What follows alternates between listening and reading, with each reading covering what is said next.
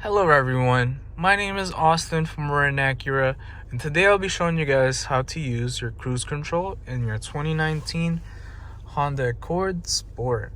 So, in order to access this feature, we're going to go to the right hand side of the steering wheel.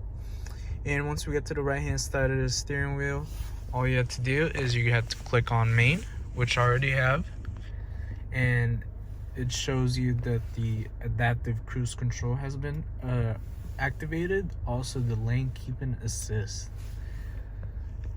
So once we do that, you have an option to one for your lane keeping assist, of course. And as you can see, the lines have what do you call it? It has holes on the inside. That means that the lines have not been registered, or it's not reading it. But once you get into those lanes, it should read it, and then it's gonna activate the whole white blocks, I guess you could say.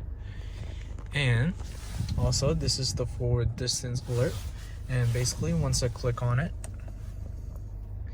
each block represents a car length, and depending on how much car length you want, you can pick as well.